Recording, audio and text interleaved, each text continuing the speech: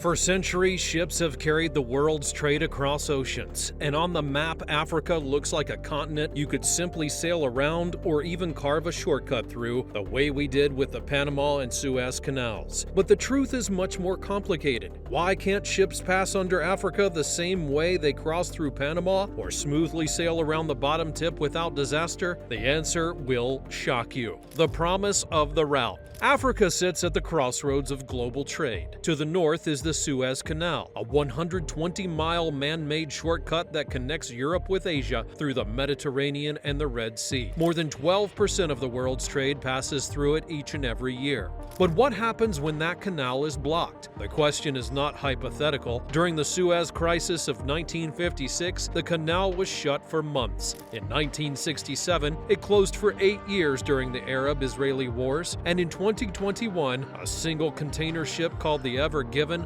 lodged itself sideways, and global trade lost an estimated $9 billion each and every day. When that happens, the only alternative is the long way. Sail around the southern tip of Africa. On a flat map, it may look simple. Take your ship, head south, round the bottom of the continent, and link the Atlantic with the Indian Ocean. It seems like an open highway of water, with no locks required, just an endless sea. But the Under Africa route is infamous. Sailors had once referred to it as the Cape of Storms, and for good reason. And as for carving a canal through Africa to bypass it, the idea collapses under geography, economics, and politics. The Cape of Storms. At the southern tip of Africa lies the Cape of Good Hope, and slightly further east, Cape Agulhas, the true geographic meeting point of the Atlantic and Indian Oceans. These waters are amongst the most violent in the world. 3 powerful currents collide here. The cold Benguela Current surges northward along Africa's west coast from the South Atlantic. The warm Agulhas Current races south along the east coast from the Indian Ocean. And from the south, the Antarctic Circumpolar Current barrels eastward, the only current that circles the entire globe without hitting land. When these meet, they don't mix,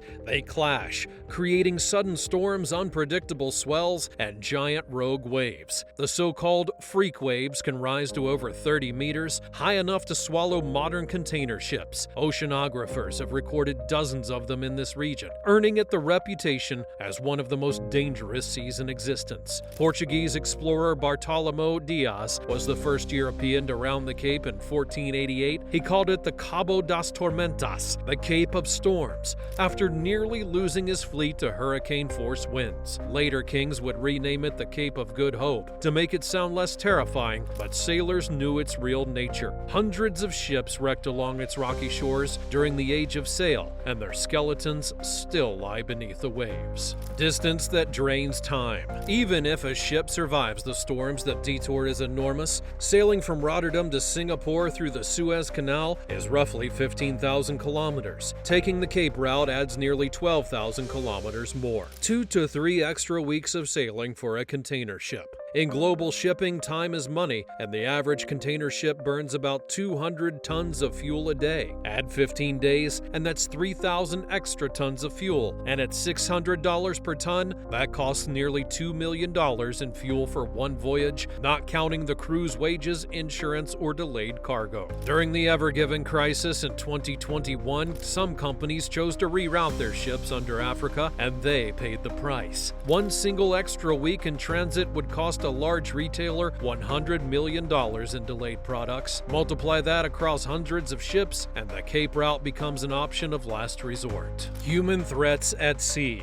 The southern seas aren't only dangerous because of storms. Piracy remains a real threat in the Indian Ocean and East Africa. In the late 2000s and early 2010s, Somali pirates hijacked hundreds of vessels, taking crews hostage for ransom. At the height of the crisis in 2010, more than 700 hostages and 30 ships were being held at once. Naval patrols have reduced their attacks, but insurance premiums for ships rerouted under Africa remain higher. Many companies still pay for armed guards on deck when passing through these waters. Under Africa may be open ocean, but it's not free of human risk. Could we dig a canal under Africa? If the sea route is so dangerous, then why not do what humans did in Panama and Egypt? Carve a shortcut. Could engineers create a canal under Africa to link the Atlantic and Indian Oceans directly? On paper, the idea sounds visionary. Imagine avoiding the Suez, avoiding the Cape, and creating a permanent artery of world trade through Africa itself. But as soon as the numbers are run, the idea then collapses. Geography strikes first. The Panama Canal is only 50 miles wide at its most narrow point. The Suez Canal stretches about 120 miles through flat desert, but Africa's southern section is nothing like that.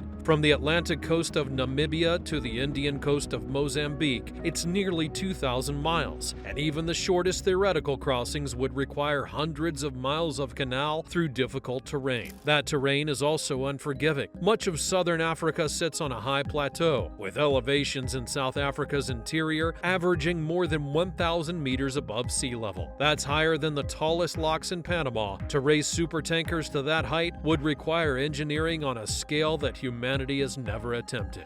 Rivers that don't cooperate. Some have suggested using Africa's mighty rivers to help. Congo River is the second largest on Earth by discharge, pumping enough water to fill up 13 Olympic swimming pools each and every second. But its power is its problem. It plunges down cataracts and rapids, dropping hundreds of meters over short distances. No canal system could tame it without staggering amounts of locks and dams. Other rivers like the Zambezi or Orange face the same issue. They cut deep gorges, plunge over waterfalls like Victoria Falls, and flow through remote wilderness. And none of them are suited to form the backbone of a canal. Nature's fortress. The lands a canal would cross are not barren deserts, but living ecosystems. The route would slice through savannas, wetlands, and rainforests, home to elephants, lions, gorillas, and endangered bird species. Massive deforestation would follow, along with habitat destruction on a scale not seen since the Amazon highway projects of the 20th century. Environmental groups already fight against pipelines and logging in these regions. A canal would face opposition from every major conservation body on the planet. Human and political barriers. Unlike Panama or Suez, a trans-African canal would not belong to a single country. It would require the cooperation of multiple nations, some of which face political instability, corruption, and conflict. Each would demand a share of the revenue. Each would worry about sovereignty. History shows how fraught this is. The Panama Canal was seized and nationalized. The Suez Canal sparked wars. And now imagine a canal running across 4 or 5 African nations. Who would own it? Who would police it? Who would protect it from sabotage or political leverage? The risk of conflict would be constant. Economic costs beyond imagination. The Panama Canal cost the equivalent of $12 billion in today's money. The Suez Canal expansion in 2015 cost over $8 billion. A canal under Africa would cost hundreds of billions, perhaps even trillions of dollars, with no guarantee of success. And the economics just don't add up. The Suez Canal already provides a profitable direct route. The Cape route, though longer, remains a fallback, and investors have no reason to spend trillions on a canal that could take 30 years to build and be rendered obsolete by new shipping technologies to come. Historical attempts and ideas. It's not that the idea has never been imagined. In the 19th century, European powers floated speculative plans for African canals. During colonial times, Britain and France dreamed of shortcuts to better exploit resources.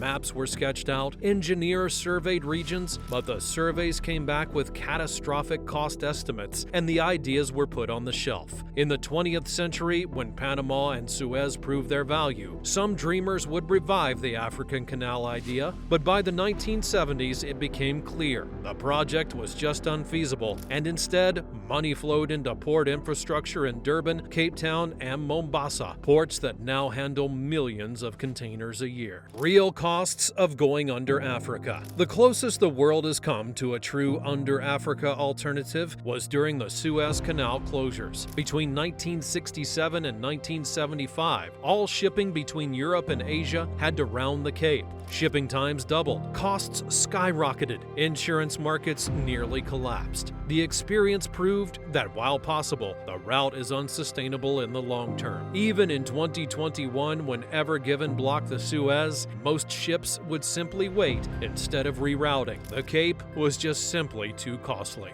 Modern shipping reality. Today's container ships are marvels of engineering. The largest, the Ever Ace, can carry over 23,000 containers, but their size makes them even less suited for Cape storms. One single rogue wave can break a hull. Fueling them for an extra 2 weeks would cost millions. And this is why the Suez Canal continues to dominate. It handles over 50 ships a day, moving nearly $1 trillion worth of goods each and every year. Compared to that, the Cape route is a last-ditch option, and a canal under Africa is simply a fantasy with no economic justification. So why can't ships pass under Africa? Because nature, distance, and engineering all conspire to say no. Sailing around the Cape means battling some of the most dangerous seas on Earth and adding weeks of travel. Carving a canal across Africa is beyond modern engineering. Too long, too high, too costly, too destructive, and too politically unstable. On the map, Africa looks like a continent you could simply go under, when in reality, the southern edge is one of the planet's last barriers that technology and trade have not been able to conquer. The world is full of mysteries, and we're here to crack them. Thanks for watching World Cracked. Make sure that you're subscribed to the channel. Thanks for watching, and I'll see you next time.